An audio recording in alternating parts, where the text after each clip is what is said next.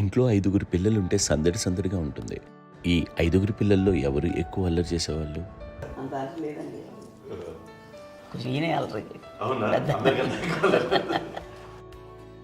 అమ్మ ఇక్కడ ఒకటి అల్లరికి, హుషారుకి, చలాకితనానికి, చిలిపితనానికి ఆ తేడా తెలుసుకుని చెప్పమ్మా. అల్లరంటే ఇప్పుడు నా ఇమేజ్ ఏమైపోద్ది, అల్లరంటే అల్లరుడు అని, నేనేమో చాలా రావుడు మంచి బాలుడు అనేలాగా నా ఇమేజ్ ఇది. నేను అలాగే చెప్తుండేవాడిని. నా ఉద్దేశం అదే. నేనేమో అల్లరి నన్ను అంటే చలాకితనం, అమ్మ అల్లరు అనుకునేది. లేదంటే ఎక్కువ హుషారు కానీ చాలా బాగుండేవాడు అబ్బాయి. ఇంట్లో పనులన్నీ మీకు సాయంగా ఉంటాయి? అవునండి, వాడే చేసేవాడు. అది ఇంట్లో ఎవరు ముట్టుకునేవాడు కాదు. మా నాగబాబు అస్సలు ముట్టుకునేవాడు కాదు. అన్నిటికీ నాకు ఆయన సహాయమే పాపం. నాన్న ఆయన ఉద్యోగం వెళ్ళిపోయారు. నేను పాక్కుంటూ అలాగా వెళుతూ వెళ్ళిపోయాను. నాకు తెలియదు. తర్వాత అమ్మ చెప్తుంటే నేరుగా మాత్రం కొన్ని కమ్మర కోలు ఉంది. ఒక అది పెట్టి అది ఏడు కూర్చోతా ఏడుస్తున్నాను రోడ్డు మీద. అయ్యేసరికి వాళ్ళు 3 years. సో నన్ను వాళ్ళు తీసుకెళ్ళి వాడు కమ్మరకులు కూర్చోబెట్టాడు. ఇక్కడికి ఏడుస్తాను, ఎవరికి వెళ్ళాడో తెలియదు వాళ్ళకి. సో అది ఒక గంట పోయిన తర్వాత అమ్మ ఎత్తుకుంటూ వాడు వచ్చి వాడు చిన్నబిడ్డ అనిపిస్తారు మొత్తం తెచ్చుకో. అది వాడు చూసి ఈ అబ్బాయి అన్నారు. కాదు అనేసింది. అది చాలా సంగతి చూడమని ఈ అబ్బాయి మా అబ్బాయి అని. ఏంటమ్మా అంటే ఆ కమర్గోలులో కింద కూర్చోబెట్టాడు కదా, బస్ అంతా పూజేస్తుంది నల్లగా అయిపోయింది. అంటే రంగని కాదు కానీ ఆ కమర్గోలులో కూర్చోబెట్టడానికి అవి మసిగిస్తూ ఇంకా నల్లగా అయిపోయింది. అంత నలుపుడేసరి నా బిడ్డ కాదని అమ్మ వెళ్ళిపోబోతుంది. మళ్ళీ ఏదో డౌట్ వచ్చి ఆగింది. అది రావు నేను నా బిడ్డ వేసాను. ఇప్పుడు చేసాడు తాడీస్ కట్టిందో డౌట్ నాకు.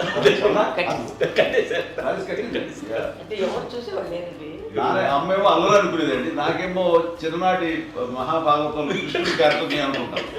ఆయన మహానుభావులు అయ్యే వాళ్ళందరికీ ఆ లక్షణం ఉంటుందేమో చిన్నప్పుడు. కొన్నిదల కుటుంబ సభ్యులు మంచి రుచులను ఆస్వాదిస్తారని, మంచి భోజనాలని ఆనందిస్తారని అందరికీ తెలుసు. చిన్నప్పుడు వీరి ఆహారపు అలవాట్లు ఎలా ఉండేవి? ఇదేవి ఎగిరేవి ఇవి ఎవ్రీ డే 2 పూట్ల ఉండాలండి. మరి నాన్న పాపం ఏముంది, తిన్నట్టు ఇష్టం. మరి అన్ని రకాలుగా నాన్న కోసం చేసి పెడుతుంటే మరి తను అవి ఇష్టపడక ఆ తర్వాత లేకపోతే కోపడక ఎలా ఉంటాడు చెప్పండి. 5గురు పిల్లలు అయినా అమ్మా నాన్నలు కొంతమంది పైనే ఎక్కువ దృష్టి పెడతారు. ఈ 5గురిలో మీరు ఎవరి మీద ఎక్కువ ఫోకస్ పెట్టేవాళ్ళు? కళ్యాణ్ బాబు అండి. వాడంటే బాగా, అంటే వాడు ఏది తినేవాడు కాదు అసలు. ఏది ఆడికి ఏది తింటాడని. ఇప్పుడు వాడికి నచ్చకపోతే, ఇప్పుడు నేనైతే నచ్చకపోతే చాలా గోల్ చేసేవాడిని. అన్నయ్యకేమో చాలా ఏదైనా ఏది పెట్టినా తినేవాడు. అసలు అడ్జస్ట్మెంట్ ఏంటంటే నాకేమో నచ్చకపోతే చాలా గొడవ పెట్టేవాడిని. తిండి ఇది ఒక అన్నం, ఇది ఒక కూరలు అని వెళ్ళిపోయేవాడిని. అమ్మకు అమ్మతో తిట్టి నాకు వెజిటేరియన్ ఎలర్జీ ఉండేది. అంటే చిరాకు అనమాట. కళ్యాణ్ బాబు ఏంటంటే తనకి ఇష్టమైన ఫుడ్ ఉంటే తింటాడు సైలెంట్గా, బాగలేకపోతే సైలెంట్గా వెళ్ళిపోతాడు. అమ్మకి ఇదేమేంటంటే వదిలేమో తన తింటాడు. అది నిశ్శబ్దంగా నిరసన ప్రకటించేవాడు. దాంతో వాడి గురించి చాలా ప్రొటెక్ట్గా చూసుకునేది అమ్మ. పైగా చిన్నప్పటి నుంచి కొంచెం వాడు వీక్గా ఉండేవాడు, అంత బలమైన ఇది కాదు. దాని తర్వాత కొంచెం అందుకని అమ్మ వాడిని స్పెషల్గా చూసుకునేది. వాడు స్పెషల్ కిడ్ అయ్యాడు ఇంట్లో. మీ అమ్మగారు మీ అక్క చెల్లెళ్ళకి ఇచ్చిన సలహా ఏంటి? అంటే ఇండిపెండెంట్గా ఉండమంటారు అమ్మ. ఎవరిని డిపెండ్ అవ్వద్దు. మీ పిల్లలు నువ్వే జాగ్రత్తగా నేర్చుకో, ఎవరినైనా చేయకు, డిపెండెంట్గా పెట్టద్దు అని ఆవిడ మాకు బాగా ఎక్కువ చెప్తుండేది. నేను నాకు కొంచెం టఫ్ టైమ్స్లో కూడా నీ పాటు నువ్వే ఉండాలి, ఎవరి దగ్గర ఉండదు, ఎవరింట్లో ఉండదు, మా దగ్గర కూడా ఉండదు, నీ ఇద్దరు కిలోమీటర్లు నువ్వే ఉండాలి. అది కష్టం కదండి అట్లా చెప్పడం. చెప్పారు చాలా తక్కువ చెప్పారు. బట్ నాకు అదే చెప్పారు, ఇండిపెండెంట్గా అట్లా ఒకరి దగ్గర ఉంటే నీ గౌరవం తగ్గిపోతుంది, ఎక్కడ ఉండదు. అది చాలా నాకు చాలా ఇన్స్పైరింగ్ ఉండేది మాటలు. ఇప్పుడు కూడా అది చాలా హ్యాపీగా అనిపిస్తుంది అని చెప్పింది. అంతే కదా, ఇప్పుడు మనకి ఏదైనా రోగాలు వస్తే మనమే. బట్ తగ్గించే వాళ్ళు కన్సర్న్ చూపించే డాక్టర్స్ ఒట్టుకోలు కిత్తలు కింద ఉండొచ్చు, కానీ పోరాడాల్సింది మనమే. నాకు సార్ కొంచెం ఏదో ఒక డిప్రెస్డ్ ఇదేదో వస్తే ఫేస్ ఒకటి నేనేదో ఇంకా మా అందరి నుంచి నేనే సపరేట్ అయిపోయినట్టు ఒక సిచ్యువేషన్ వచ్చినప్పుడు అమ్మ నన్ను పట్టుకుని I'm there for your yes. ఎవరు నువ్వు అన్నా ఎస్ అన్న ఫ్రెండ్స్ కానీ ఎవరైనా సరే ఎప్పుడు కూడా అలోన్గా మటుకు అనుకోకు, నేను ఉన్నాను. ఆవిడ నన్ను పట్టుకొని ఇచ్చిన అఫెక్షన్ లేదా ఫీలింగ్ అసలు బలం అన్నమాట. ఇంకా ఏంటంటే ఏమన్నా చేయగలను నేను, పర్లేదు లైఫ్లో నాకేం ఏదైనా సాధించగలను అని ఒక భరోసా తల్లి దగ్గర నుంచి రావడం అనేది నాకు ఎవరు అవసరం లేదనిపించింది. అంత స్ట్రాంగ్గా ఆవిడ support, very strong, very practical. అంత స్ట్రాంగ్ చేసింది నాన్న చెప్పండి. మా పిల్లల విషయంలో మేము కూడా మేబీ అంత స్ట్రాంగ్ కాదేమో, సెన్సిటివ్గా ఉంటాం, కానీ అమ్మ మటుకు చాలా స్ట్రాంగ్గా ఉండి మమ్మల్ని కఠినంగా ఇలాగే ఉండాల్సింది, ఇలా ఉండండి అప్పుడే మీరు నేర్చుకుంటారు. ఇక్కడ అమ్మ పాజిటివ్నెస్ గురించి ఇంకో మాట చెప్పాలి. అంటే తన బిడ్డలకే కాదు, ఈ రోజున మా రెండో పాప శ్రీజ కూడా తనకి లైఫ్ చిన్న డిస్టర్బెన్స్ వచ్చింది. ఆ టైంలో కూడా తను ఏముందంటే అప్పుడు నాన్నమ్మ దగ్గరికి వెళ్ళాను, తను ఇచ్చిన భరోసా, తను ఇచ్చిన మాట వెళ్ళలేని ధైర్యం వచ్చింది నాతో. నాన్నమ్మ దగ్గర ఎప్పుడు కూర్చొస్తాడు కాబట్టి పాజిటివ్ ఫీలింగ్ వస్తుందని నాతో షేర్ చేసుకుంటాను. తను మాతో చెప్తుంటే అనిపిస్తుంది కరెక్ట్. అమ్మ ఏం పర్లేదమ్మా, లైఫ్ అంటే ఒకరితోనే అయిపోదు, ఆ ఒక్కడి వల్ల వాళ్ళ ఇన్ఫ్లుయెన్స్ తోటో వాళ్ళు మన మీద నియంత్రించడం కానీ మన బాధల్ని వాళ్ళు చేయడం అవుతాం.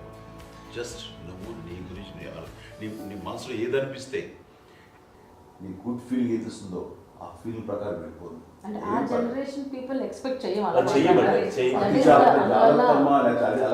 అలా కాదు, ధైర్యం ఉండి అందరికి ధైర్యం బాగా ముందుకొస్తారు. ఫాదర్ కూడా, మా నాన్నగారు కూడా అస్సలు ఎప్పుడు అనేవాడు, ఎప్పుడు మీరు పెట్టే చెయ్యి మీరు ఎప్పుడు పైన ఉండాలి తప్ప తీసుకుని ఎలా ఉండకండి, చేతులు పెట్టుకోండి అనే అట్లాంటివి చెప్తుండేవాళ్ళు. అందుకని మాకు ఇంకా ఇండివిజువాలిటీ మాకు బాగా ఎప్పుడు కూడా ఒకళ్ళని అడగడం అని, ఈవెన్ బ్రదర్స్ని అడగాలన్నా కూడా మాకు అది పడిపోయింది మైండ్లో, కొంచెం కష్టంగా ఉంటుంది. సో నాకు అంటే ఆవిడ మా అమ్మ ఏదన్నా కొంచెం డిప్రెస్ అయినా నేను చాలా ఎక్కువ అమ్మకి షేర్ చేసుకుంటే అన్నయ్య కూడా లేడు. అన్నయ్య ఉన్నప్పుడు ఓకే, లేనప్పుడు నేనే ఎక్కువ షేర్ చేసుకున్నాను. బట్ ద బెస్ట్ థింగ్ మా అమ్మ దగ్గర నుంచి హగ్ అండి.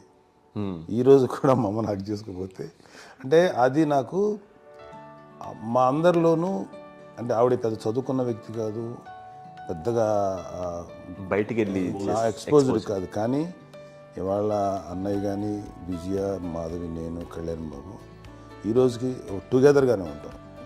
మేబీ మాకు కొన్ని విషయాల్లో నాకు మా మాధవ్కి డిఫరెన్స్ ఆఫ్ ఒపీనియన్స్ ఉండొచ్చు, మా చెల్లికి మా అన్నయ్యకి అట్లా ఉండొచ్చు, ఉంటుందండి ఫ్యామిలీ అన్న తర్వాత. కానీ ద ఇన్విజిబుల్ బాండేజ్ మా అమ్మ ఇచ్చింది, ఆ లవ్ అండ్ ఎఫెక్షన్, హగ్, అవన్నీ ఆవిడ నాన్ వెర్బల్ అడ్వైజ్ ఏంటంటే అందరూ అలా కలిసి ఉండాలనేది ఆవిడ నుంచి మేము నేర్చుకున్నామండి. అది ఇట్స్ ఇస్ నాట్ వర్డ్లీ, అది నోటి మాట కాదు, అది వెర్బల్గా కాదు, నాన్ వెర్బల్గా చెప్పినటువంటి ఇది.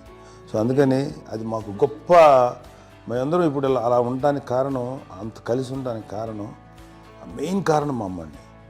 అది సో అందరూ ఉండాలనేది మా అమ్మ అడ్వైస్. ఇప్పుడు కూడా నేను ఎప్పుడైనా ఏదైనా ఫీల్ అయినా, అన్నయ్య ఫీల్ అయినా, లేదు నాన్న అట్లా వదుకు, ఇట్లా ఉండండి, ఇట్లా ఉండి ఇప్పటికీ చెప్తుంది. మేము ఎవరైనా ఎప్పుడైనా మా చెల్లితో గొడవపడ్డా అనుకోండి, నేను అట్లా అనకరా అని అట్లాగా అన్న ఏమో లేదులేమ్మా ఏదో అన్నాను కానీ ఫీల్ అవ్వకమ్మా, మేమందరం కలిసి ఆవిడని అసలు టెన్షన్ పెట్టవండి మేము.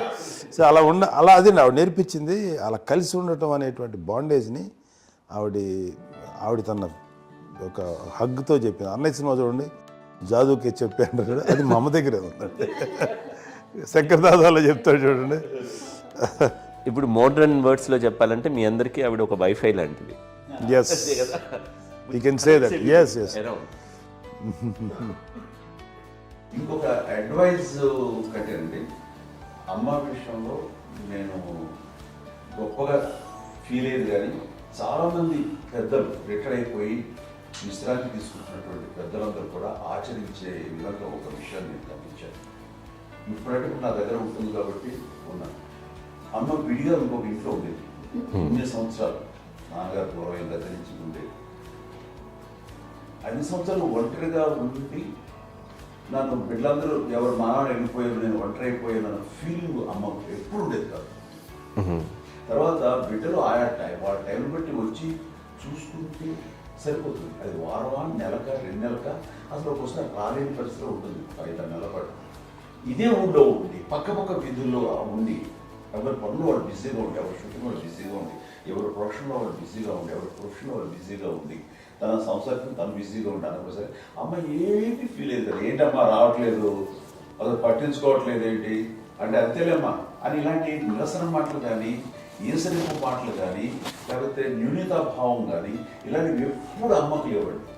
వచ్చే అబ్బాయి ఏం చేసి పెట్టడా చెప్పండి అంటూ చాలా పాజిటివ్ ఉండి ఇప్పటికీ కూడా తను సపరేట్ కిచెన్ మా ఇంట్లో ఎంతో అందరూ వేరే కిచెన్. ఎందుకంటే అమ్మకి మోస్ట్ స్ట్రెస్ బస్టర్ వచ్చేసినా లేకపోతే ఏదో రిలీఫ్ ఏంటంటే తన కిచెన్లో కూర్చొని వండుకుతాడు, వండి అందరికి పెట్టాం. ఇప్పటికీ కళ్యాణ్ బాబు అక్కడక్కడ తిరిగేసి ఎక్కడెక్కడో చేసి నిరసన చేసి అన్ని రకాలుగా చేసి వస్తే అమ్మకి చాలా జాలి. ఆడేదో ఇంకా మేము గుడ్లా కష్టపడుతున్నాం కానీ ఆడి ఎంతలో వెళ్ళేదో ఈ టీవీలో వాటిలో అది ఎక్కువగా చూపించేసరికి వాడే కష్టపడతారు, మేము కష్టపడలేదు ఫీల్ అమ్మకి. అందులో వాడు రాగానే ఎలా వచ్చావా అని అమ్మ ఎక్కడ కళ్యాణ్ బాబు అంటే ముందు అమ్మను కానీ ఎక్కడ కళ్యాణ్ బాబు తను ఎక్కడ ఉంటాడో ఏ ఉంటుంది తెలుసు. అది తెలిసిన తర్వాత ఎక్కడ తను వాడికి ఇష్టమైన బిర్యానీ అవి చేసి చక్కగా పంపించి అన్నీ చేస్తుంది. అట్లాగా బిడ్డలకి పెట్టడమే తప్ప బిడ్డల నుంచి ఈ వయసులో ఎక్స్పెక్ట్ చేయడం లేకపోగా కొంచెం పట్టించుకోవట్లేదు అనే ఒక న్యూనత భావంలోకి వెళ్ళిపోయి సైకలాజికల్ డిప్రెస్ అయ్యే మదర్ మొత్తం కాదు.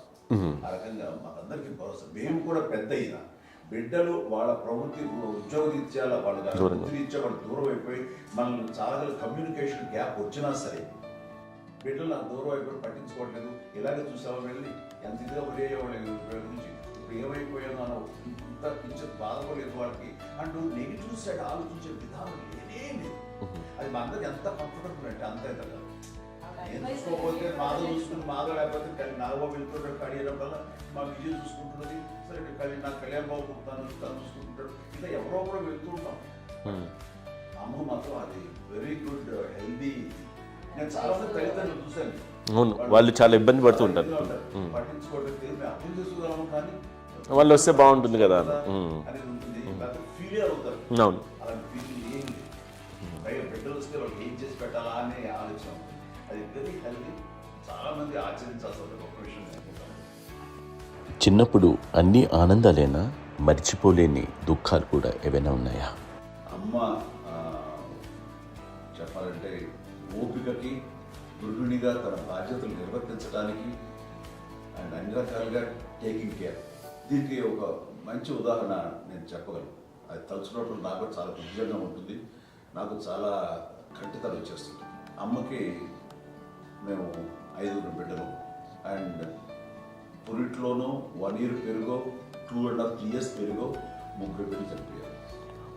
నాకు గుర్తెరిగి పొన్నూరులో నేను 6th class చదువుతున్నాను, 6వ తరగతి. అప్పుడు రమణ అనే ఒక అమ్మాయికి 2 years. రమణ అంటే మా ముగ్గురికి కంటే పెద్దది, మా కంటే పెద్దది, కళ్యాణ్ బాబు కంటే పెద్దది, మాకంటే మధ్యలో పిల్ల. తనకి అప్పట్లో మా నాన్నగారు ఉద్యోగరీత్యా క్యాంపుకి వెళ్ళిపోతుండేవారు. ఏమి ఉంది నాన్న చెప్పాలంటే ఫుడ్లో కష్టపడేవారు, ఇంకా నాన్న చెప్పినట్టు నాగో చెప్పినట్టు.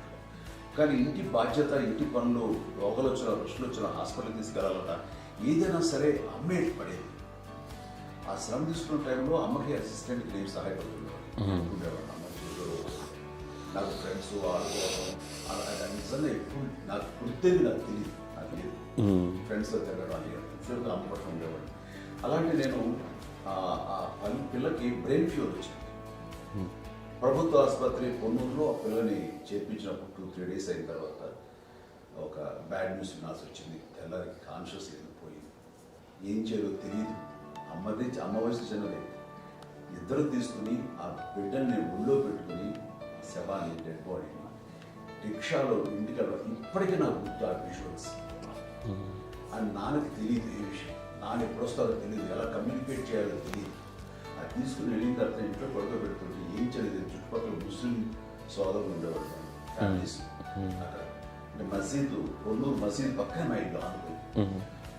ఆ ఇంట్లో అందరూ వచ్చి చూసేవాళ్ళు, వాళ్ళే హెల్ప్ చేసేవాళ్ళు. ఏం చేయాలో తెలియదు. నెక్స్ట్ రిచువల్స్ ఎలా చేయాలో, జ్ఞాపకాలు ఎలా చేయాలో తెలియదు. అందరూ చిన్నపిల్లలే. తను చిన్నది, మిగతా అందరూ పసివాళ్ళే. సో అలాంటి పరిస్థితుల్లో తమిళ వచ్చిన చుట్టుపక్కల వాళ్ళు వీళ్ళు వచ్చి చేయాల్సిన కార్యక్రమాలు చేశారు. ఆ సమయం నాకు ఎక్కడో ఎవరితో కమ్యూనికేట్ చేసి డిపార్ట్మెంట్ ద్వారా నాన్న వచ్చేసరికి అన్నీ అయిపోయింది. ఇప్పటికీ నాకు నిజంగా మేము ఇలా ఎన్ని పురుషులు ఎన్నుకుంటున్నామంటే ఎలాంటి ఇది లేకుండా జాగ్రత్త అనే ఒక హెచ్చరికలాగా చేస్తూ అండ్ వాళ్ళకి చాలా సపోర్ట్ చేస్తాను. అండ్ ఇప్పుడైతే నా మీద ఎంత నమ్మకం, నేను ఏ నిర్ణయం తీసుకున్నాను మరో మాట. అండ్ తనకి హాస్పిటల్ పెద్ద ఫోబియా. నేను ఎక్కడికి వస్తాను హాస్పిటల్ ఈ మధ్యకాలంలో సరే అమ్మ మోకాల ఆపరేషన్ జరిగింది. అమ్మ నువ్వు బాధపడుతున్నావు, అసలు ఈ రోజున వచ్చిన మెడికల్ అడ్వాన్స్మెంట్లో నీకు అసలు ఏ బాధ తెలియకుండా మోకాల ఆపరేషన్ రీప్లేస్ చేస్తారు అని వీళ్ళందరూ చెప్పాలి భయపడతాను. ఎందుకంటే ఫస్ట్ ఎలా నాకు సపరేట్ అవుతాను ఎలా చెప్పాలి తెలియదు. ఒక్క వీళ్ళంతా కలిపి నీ మాట వింటారు, నీ మాట మీద నువ్వు చెప్తే వింటుంది. సరే వీళ్ళు చెప్పారు అంతే. ఏదో నాలుగు పావు ముందు వింటే ఎలా ఉన్నారు సరే ఇష్టం రా లేదులే మా ఊరికి పర్లేదు అన్న. మళ్ళీ ఇంటికి వచ్చాక మళ్ళీ ఇంకొక తెప్పించి మిషన్ తెప్పించి మళ్ళీ టెస్ట్ చేయించి అందరూ బాగుంది ఏమి లేదు అన్న తర్వాత అప్పుడు ప్రతితో పడ్డాడు. ఏదో ఉంది మమ్మల్ని టెస్ట్ చేయించాలని చెప్పి శ్రద్ధ ఎక్కువ. మీ పిల్లలకి సంగీతం డాన్స్ నేర్పించారని విన్నా, అది నిజమేనా? తనకేమో డాన్స్ నేర్పించడం కాదు, అది నేర్చుకోలేదు, నాకు వచ్చేసి ఇప్పుడు డాన్సింగ్ స్టార్ మీద ఎదిగారంటే అది మా పెద్ద చెల్లి విజయ కారణం. అప్పుడు తనకి 5 ఏళ్ళు, నాకు 9 ఏళ్ళు ఉంటాయి, తెలియదు 10-11 ఏళ్ళు ఉంటాయి నాకు. బాపట్లనా? సో బాపట్ల చాలా చిన్నది, 5 ఏళ్ళు. నాకు ఒక 11-12 ఏళ్ళు. తను తీసుకొని గోడ మీద పెట్టుకోవడం అలా కూర్చొని చూస్తుండేవాడు. కూర్చుంటే అది నేర్చుకుంటుంది. నేను మానసికంగా నేర్చేసుకున్నామండి. ఇప్పటికీ ఆ స్టెప్స్ ఏమి చేస్తారు అంతే. ఇప్పుడు దాన్ని తరబడతాయి. ఇంకోటి ఏంటమ్మా నమో నమో ఎన్ని ఉన్నాయో సాంగ్స్ నేను నేర్చేస్తున్నాను అన్నమాట. 5 పిల్లల్లో ఎవరు ఎక్కువ పని చేసేవాళ్ళు, ఎవరు తక్కువ పని చేసేవాళ్ళు? ఏ పని చేయనండి, చేసేవాడు కదా అని అన్నయ్య చేసేవాడు. అన్ని పనులు అన్నయ్య చేసేవాడు. ఇక మా చిన్న చెల్లి పెద్ద చెల్లి ఎక్కువ చేసేది.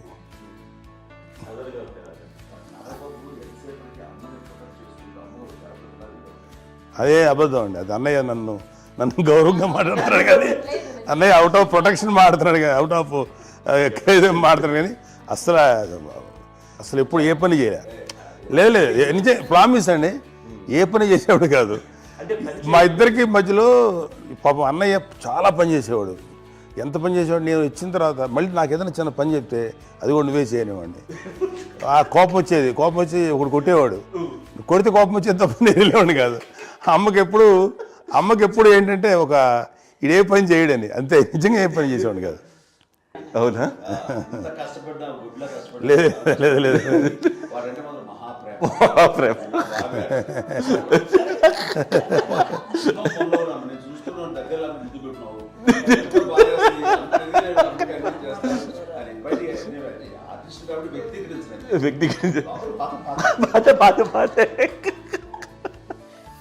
చిన్నది కాబట్టి చివరిది కాబట్టి తనంటే బుద్ధండి, నేను పెద్దోడు కాబట్టి నేను ఎక్కువ కష్టపడింది కానీ మా నాన్నగారి చేతిలో ఎక్కువ అంటే నాన్న బాగా కోపం ఎక్కువ అనుమానించింది కానీ అన్నయ్య పాపం బాగా దొరికేసేవాడు పాపం. ఒకసారి అంటే మరి మాకే ఏంటి ఇంత దారుణంగా ఉంది నాన్న మీద కోపం వచ్చేది నాకు. నాన్న మీద కోపం వచ్చేది, నాన్న చేసి బాధ అనిపించేది. అమ్మాయి ఏమనేది కాదు. సరే అయినా సరే ఎప్పుడు కూడా పోనీ అంది చేసినా మళ్ళీ తను హైపర్ యాక్టివ్ అన్నయ్య ఫుల్. ఇప్పటికీ ఉన్నాడు. ఇప్పుడు ఈ రోజు కూడా అదే అన్నయ్య సేమ్ హైపర్ యాక్టివ్.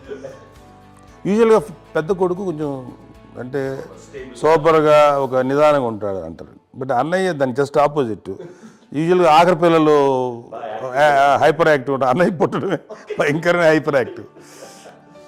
ఒకప్పుడు అమ్మాయిల్ని ఎక్కువగా బయటికి పంపించేవాళ్ళు, అబ్బాయిల మీద కూడా అనేక ఆంక్షలు ఉంటూ ఉండేవి. మీ పిల్లల్ని అలా ఆంక్షల మధ్య పెంచారా, లేకపోతే పూర్తి స్వేచ్ఛనిచ్చారా?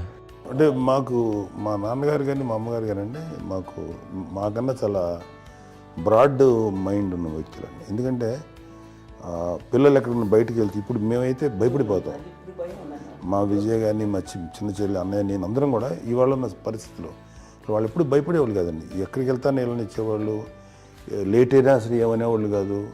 లేకపోతే ఏదైనా మోటార్ బైక్లు వేసుకున్నాం, లేకపోతే కారులో ఎట్లా పడితే ఎట్లా వెళ్ళినా సరే ఏమనేవాళ్ళు కాదు. వాళ్ళు తెలియకుండానే మాకు ఒక ఫ్రీడమ్ ఇచ్చారండి. సో దట్ అదే ఆ ఫ్రీడంలో భాగమే అన్నయ్య కానీ ఇండస్ట్రీకి వెళ్ళాలంటే కూడా ఒక వ్యక్తి ఒక కొడుకు ఒక గొప్ప కెరీర్ని పర్సూ చేసుకుంటూ వెళ్తున్నప్పుడు నాన్నగాని అమ్మగానే ఓపెన్ మైండ్ తోటి అసలు నువ్వు వెళ్ళి నాన్న ఎంతకాలం వెళ్తావచ్చు, నువ్వు ప్రయత్నించని చెప్పి అలా వదిలేశారండి. అన్నయ్య కూడా ఏంటంటే మోస్ట్ రెస్పాన్సిబుల్గా వెళ్ళి చాలా మేజర్ అమౌంట్ అన్నయ్యకి కూడా పెద్ద అమ్మకు వందలు ఇచ్చేది కాదు. కరెక్ట్గా ఆ ఇన్స్టిట్యూట్లో చదువుకునేటప్పుడు ఎంత ఇవ్వాలో కరెక్ట్గా ఇచ్చేది. తనకి ఎక్స్ట్రా ఖర్చు పెట్టుకుంటే అంటే అట్లా ఉండేది పరిస్థితి. అంతే కదా. అంత జాగ్రత్తగా అన్నయ్య కూడా అంత రెస్పాన్సిబిలిటీగా రెసిప్రోకేట్ అయ్యి చేసి అందువల్ల మా అమ్మ నమ్మకం చూడాలి. మా అమ్మగారి మా నాన్నగారి నమ్మకాన్ని అంటే ఎప్పుడు అది పాడు ఇంత నమ్మకానికి 10 times ఇచ్చాడు. ఏ వయసెస్ వైపు కానీ ఏ అలవాట్ల వైపు కానీ ఎందులో ఇండల్జ్ అవ్వకుండా నాకు నేనుగా నియంత్రించుకుంటూ సరైన మార్గంలో వెళ్ళేలాగా నాకు వెళ్ళడానికి లోపల ఆ స్ట్రాంగ్ థాట్ అడగగానే వాళ్ళు రెసిస్ట్ చేస్తే ఇచ్చాను ఆపేశారు అని ఏదో చిన్న రిలక్టెంట్ ఫీలింగ్ ఉంటుంది. వాళ్ళ మీద చిన్న కోపం నిరసన ఉండేది. వాళ్ళు లేకపోవడానికి వాళ్ళు వెంటనే అడిగిన వెంటనే జాగ్రత్త నిర్ణయం నీది కానీ జాగ్రత్త అని హెచ్చరిక చేయడంతో నాకు మరింత బాధ్యత తిరిగి గుర్తు తిరిగి నేను నడుచుకుంటూ వెళ్ళాను. కాబట్టి అది నాకు ప్లస్ అయింది వాళ్ళ దగ్గర. అంటే మదర్ అంటే తల్లి అనే కాదు, మదర్ ఫిగర్ ఎవరిచ్చినా సరే అది నానైనా తల్లితో సమానం అనుకుంటాను. నాగో చెప్పినట్లుగా అట్లాగా అలసిపోయి వచ్చిన నాకు కాళ్ళు నొక్కుతుంటే నాకు భయం వేసేసేది. ఆ తర్వాత పడుకో అది గదవాయించేవాడు. అది కూడా కోపం అంటే ఉదాహరణ అంటే మళ్ళీ అది నాకు మళ్ళీ తిడతారు ఎందుకు కాదు పడుకుని ఎక్కడ నిద్ర వస్తుంది నాన్న అంటే. సో ఆ రకంగా నాన్న తన ప్రేమ చూపిస్తుంటాను. ఆ తర్వాత గోండా టైప్లో కూడాను నేను ట్రైన్ కింద వెళ్తుంటే నాన్న అక్కడే ఉన్నారు రాజమండ్రి దగ్గర ప్రాంతంలో. ఆయన చాలా కోపం చేస్తుంది, ఇలాంటి చేస్తుంటావు నువ్వు ఏదైనా అయితే ఏంటి అది చెప్పి ఏం పర్లేదన్నా ఏమవుతుందో అన్ని రకాల సేఫ్టీ అన్ని రకాల జాగ్రత్త తీసుకున్నాం. ఈ రోజు ఉన్నంత సేఫ్టీ అప్పుడు లేదు. అయినా సరే రేపు పొద్దున నీ కొడుకుడు ఇలాంటి పరిస్థితుల్లో నీకు తెలిసి వస్తారు అప్పుడు అనేవాడు. ఎన్నిసార్లు మాట అనేవాళ్ళు. నాకు నిజంగానే మగధీర టైంలో బుర్ర పెట్టుకుని ఆ రోడ్డు మీద పడిపోయాడు అని అన్నప్పుడు ఆ ఫస్ట్ టైం ఆ ఫీలింగ్ కలిగి. అలాగే పీటర్ హెయిన్స్ అనేవాడు ఫస్ట్ మగధీరలో జంప్ చేస్తారు, మోటార్ బైక్ జంప్ చేసినప్పుడు ట్రైల్లో పీటర్ హెయిన్స్ అంత హైట్ నుంచి 20 feet 25 feet హైట్ నుంచి పడిపోయి మొత్తాన్ని బోన్స్ని ఎరగొట్టుకుని వాడు 7 నెలలు వాడు హాస్పిటలైజ్డ్. అది వీడైతే ఏమో తలుచుకుని భయం వేసేసేది. అప్పుడు నాన్న గుర్తుకు వచ్చేవాడు, ఓహో వాళ్ళ టెన్షన్ ఇంతే లేవు, మనకి మన కొడుకు వస్తే తెలియదు ఈ మాట నాన్న ఎప్పుడు అన్నారని అనిపిస్తుంది. Sweet memories my. అత్త కోడళ్ళ మధ్య అనుబంధం ఎలా ఉంటుంది? సురేఖ్ గారితో మీకున్న అనుబంధం గురించి చెప్తారా? మాకండి కోడలు కాదండి, నా కూతురండి. అంత బాగుంటాం మేమిద్దరం కూడా.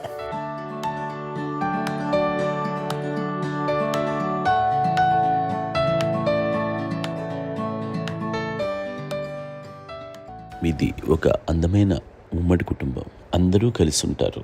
ఇంత ఆనందంగా ఉండడానికి కారణం ఏంటి? దీనికి పునాది ఎవరే వేశారు? మా నాన్నగారి క్వాలిటీ నేను ఎగ్జాంపుల్ చెప్పగలను. అమ్మ వాళ్ళ ఇంట్లో పెద్దది, వాళ్ళ నాన్నగారు అంటే మా తాతయ్య గారు ప్రొహిబిషన్ డిపార్ట్మెంట్లో సిఐగానే ఎస్ఐగానే చేశారు. ఏదో మా ఇన్స్పెక్టర్ సిఐ చేసి ఆయన కాలం చెందారు. అది చాలా ఎర్లీగా 48 years చచ్చిపోయారు. 40 దాదాపు 40 సరిపోతే ఆయనకి అప్పటికి అమ్మ కాకుండా 4 బిడ్డలు. అమ్మ తర్వాత అబ్బాయి తర్వాత 3 ఆడపిల్లలు. వాళ్ళు ఏంటంటే రాకరావడి నాగోప కంటే కూడా చిన్నవాడు. అది ఆ వయసు అంత చిన్నవాడు. అమ్మ మా పిన్నమ్మని నాకంటే చిన్నవాడు. అలాంటి పిన్నమ్మల్ని ఆయన వీళ్ళ నాగ చనిపోయిన తర్వాత తన ఫ్యామిలీ అంతగా నాన్న పెంచారు. నాన్న కూడా అరాపురా శాలరీ మీద బతికేదే తప్ప కూడా కాదు. సో తనకు మిగిలిన దాంట్లో మళ్ళీ ఆ ఫ్యామిలీని చూసుకోవడం, మా అమ్మమ్మని చూసుకోవడం, వాళ్ళ మంచి చెడు చూసుకోవడం. వాళ్ళకు ఇల్లు మాత్రం ఉంది మొగల్తూరులో. ఆ ఇంట్లో వాళ్ళు అద్దెకు వస్తే ఆ కొంచెం డబ్బు నానిచ్చే డబ్బు, అక్కడ పొలం కొనిచ్చారు, ఆ పొలం మీద ఇచ్చే డబ్బుతోటి అంతా బాగా చూసుకోవాలి తన ఫ్యామిలీ లాగా. అందరూ మ్యారేజ్ కాబట్టి నాన్న ఫస్ట్ సూత్రధారి, అమ్మ కూడా ఫ్యామిలీ బాండింగ్ టుగెదర్నెస్ అనేది స్ట్రాంగ్గా ఉండటానికి నాన్న ఏర్పాటు చేసినటువంటి బీజం. అది అమ్మ కంటిన్యూ చేస్తుంది. మేము ఇవన్నీ చూసి మేము నేర్చుకుని మేము టుగెదర్ అందునే we are very rich in terms of emotional bonding. ఇప్పటికే ఎవరికి ఏ కష్టం వచ్చినా, ఎవరికి ఏది ఇబ్బంది వచ్చినా సరే మొత్తం అందరం గురిపోతాం. ఏ లెవెల్గా వెళ్ళిపోయి మోర్ సపోర్ట్ చేస్తాం. అంటే వీ డోంట్ ఎక్స్పెక్ట్ ఇంకా అంత చేయకూడదు, ఒకరినొకరు భరోసా. అది మా ఫ్యామిలీ మేము వెరీ స్ట్రాంగ్ అని చెప్పాలి. పెద్దవాడు కాబట్టి అవకాశం నాకు వచ్చింది కాబట్టి అమ్మ, ఇది ఎప్పుడు ఎవరు కొన్ని విషయాలు నాగబాబు సపోర్ట్గా ఉంటాడు, నాగబాబు ఉండి వాడు ఉంటాడు భరోసా. అలాగే ఆడపిల్లలు మీ అందరిలోనూ అమ్మని ఎవరు ఎక్కువ జాగ్రత్తగా చూసుకుంటారు? ఎందుకంటే ఎగ్జాక్ట్లీ మేము కూడా గమనించలేని సున్నితమైనటువంటి విషయం, లైక్ హెల్త్ విషయం కానీ, అమ్మ మూడు కానీ, అన్నయ్య ఎంత క్యాజువల్ ఎంత బిజీ ఉన్నా ఒక అమ్మాయి ఉంటుంది. అలాగే చాలా చిన్న చిన్న విషయాలు కూడా చాలా మెడికల్ ఇంట్రెస్ట్. అందుకని మాకు అన్నయ్య ఉన్నాడు, అన్నయ్య దగ్గర ఉన్న అమ్మ అంటే ఇంకా ఎక్కువ రిలాక్స్ అయ్యాను. అన్న దగ్గరికి వచ్చాక మేము అందరం చాలా కంఫర్ట్ అయిపోయాం. ఎప్పుడు ఎవరు కొన్ని విషయాలు నాగబాబు సపోర్ట్గా ఉంటాడు, నాగబాబు ఉండి వాడు ఉంటాడు భరోసా. అలాగే ఆడపిల్లలు ఇట్లా ఒకరినొకరు కాంప్లిమెంటింగ్ టు ఈచ్ అదర్ అండి. అది ఒక్కరు కాదండి, అది వాళ్ళు అమ్మే చూపించే ప్రేమగా నేను చెప్పగలను. కానీ బట్ దీని అందులో సూత్రధారి నాన్న తర్వాత అది అమ్మ మెయింటైన్ చేస్తుంది.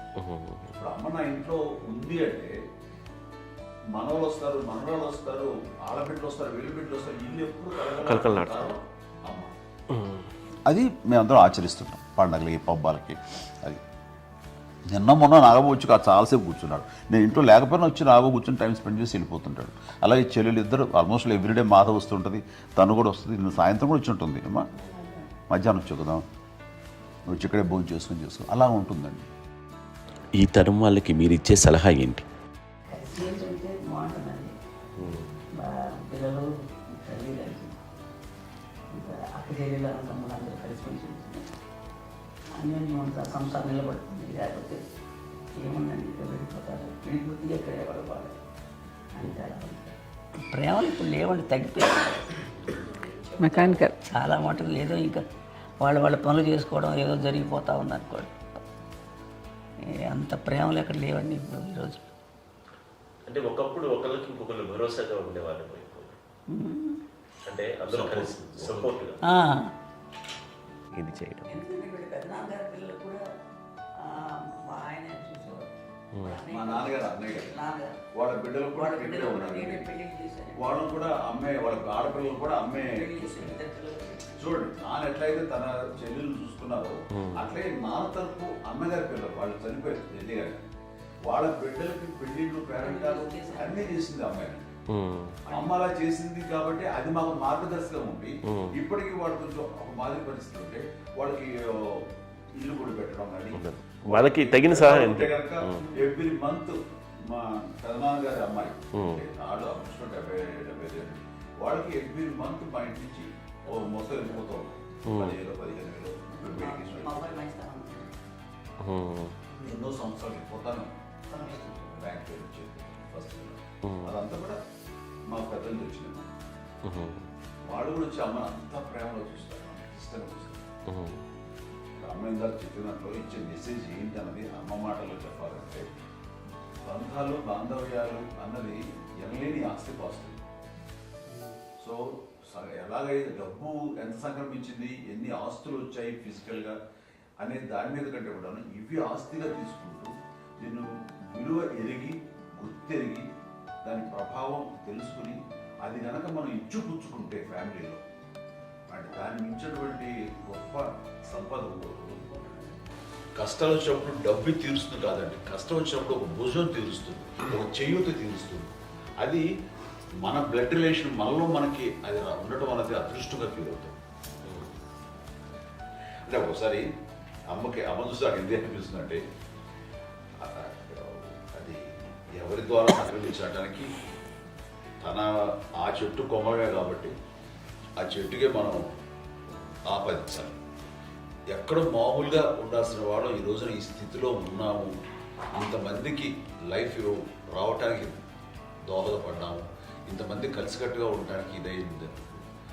అమ్మని చూస్తుంటే నాకు ఏమనిపిస్తుందంటే, అబ్బా ఇలాంటి జన్మం మనకు ఎవరికైనా ఉంటుందా?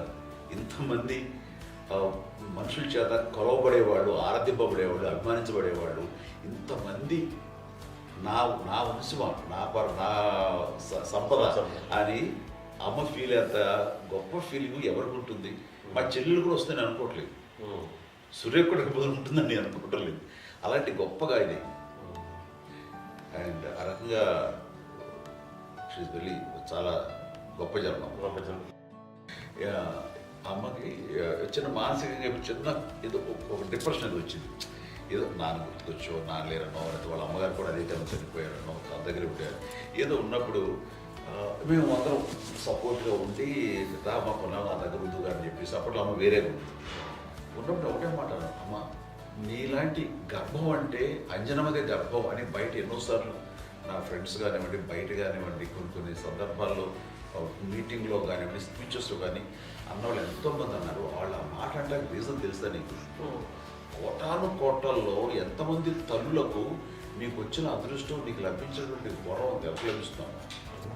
బిడ్డలు ఎంతోమంది చేత కొనియాడబడుతున్నారు, ఎంతోమందికి సహాయపడుతూ ఆ రకంగా వాళ్ళందరి యొక్క ఆశీస్సులు పొందుతున్నారు. కానీ ఎంతోమందికి నిరంతరం హెల్ప్ చేస్తూ వాళ్ళ ఇది చూసుకుంటున్నారు. అవి ఆ భగవంతుడు మీరు చేసిన పూజల వలన ఆ భగవంతుడు మన నెక్స్ట్ తరాలకు కూడా మనకి ఇలాంటిది వారసత్వంగా ఇస్తూ అదే రకంగా కొనసాగించేలాగా మాకు అదృష్టాన్ని ఇచ్చారు. ఇంతమంది ఎవరు నీ నుంచి వచ్చిన వాళ్ళే, నీళ్ళు నీ ఎంత గొప్ప గర్భం, ఎంత గొప్ప జన్మ నీది. అలాంటిది నువ్వు ఇలా అవటమేంటి? హై లెవెల్లో ఉండాలి నీ ఫీలింగ్స్గా నువ్వు కానీ. అంతే నువ్వు ఇలాగా కుంగిపోవడం ఏంటమ్మా చెప్పినప్పుడు